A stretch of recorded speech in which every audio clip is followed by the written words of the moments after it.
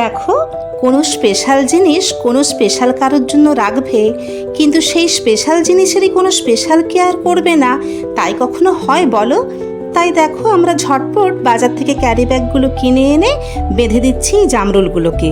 কি বলবো তোমাদের, প্রথম প্রথম একটা একটা পাখি আসতো জানো, এখন ধীরে ধীরে তারাও দেখছি তাদের পরিবার, আত্মীয় স্বজন সবাইকে নিয়ে দল ভারী করছে।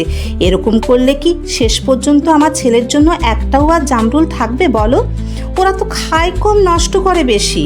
তোমরাও যদি একই সমস্যায় পড়ে থাকো, তাহলে তোমরাও আমাদের মতো এই ব্যবস্থা নিতে পারো।